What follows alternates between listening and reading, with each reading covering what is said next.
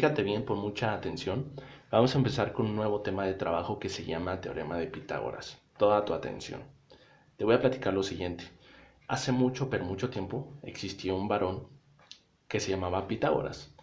Esta persona fue un gran filósofo y un excelente matemático que hizo muchísimos estudios y nos dejó un gran aporte, que es el que tenemos acá, Teorema de Pitágoras. Este teorema dice lo siguiente: la suma de los cuadrados de las longitudes de los catetos es igual al cuadrado de la longitud de la hipotenusa de un triángulo rectángulo. Primero, aquí te lo está diciendo claramente. Esto aplica especialmente y únicamente en los puros triángulos rectángulos. Este tema tiene que ver con el tema anterior, que fueron las funciones trigonométricas. En ese tema aprendimos a calcular la medida de los ángulos de un triángulo rectángulo y lo hicimos desde luego de acuerdo a sus elementos, que fue hipotenusa, cateto opuesto y cateto adyacente. Para este tema te voy a pedir un gran favor. Vamos a omitir el término adyacente y el término opuesto. ¿Por qué? Porque no vamos a calcular medida de ángulos. Vamos a calcular otra cosa que al final lo vas a averiguar. Reitero, únicamente nos vamos a quedar con hipotenusa, cateto y cateto. Recuerda que la hipotenusa es la parte que mide más o la parte más larga de un triángulo rectángulo.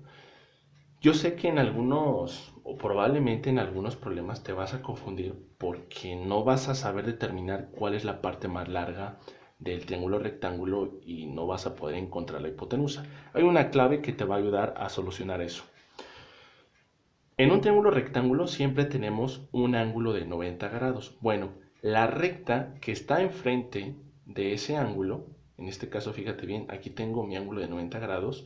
¿Cuál es la recta que está enfrente de este ángulo? Es esta. Por lo tanto, esa siempre va a ser la hipotenusa. Bien, este teorema nos da una fórmula. Ya leí lo que dice el teorema. Esta es la fórmula que nos da. C al cuadrado es igual a al cuadrado más b al cuadrado. Yo sé que sigues teniendo dudas en estos momentos y no logras aterrizar lo que te quiere decir este teorema. Bueno, te lo voy a explicar. Fíjate bien. Primero, este c cuadrado o c al cuadrado se refiere a la hipotenusa. Este a al cuadrado y b al cuadrado se refiere a los catetos. Da igual si este es a o es b, da igual si este es a o es b también.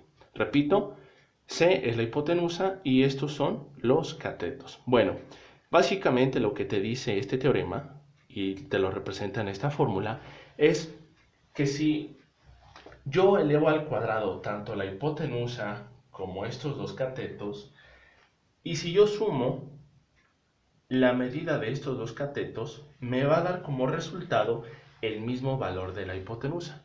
Por ejemplo, imagínate que yo sumo, ya elevados al cuadrado, tanto la hipotenusa y los catetos, que yo sumo estos dos catetos y me da 6. Bueno, quiere decir que este resultado también lo tiene la hipotenusa, por lo tanto tienen el mismo valor. Básicamente, eso es lo que te dice este teorema.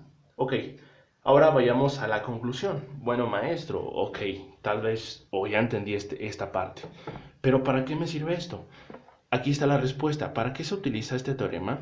Se utiliza para encontrar el valor de longitudes o medidas de un triángulo rectángulo. En pocas palabras, nos va a ayudar a calcular la medida de alguno de los lados de los triángulos rectángulos.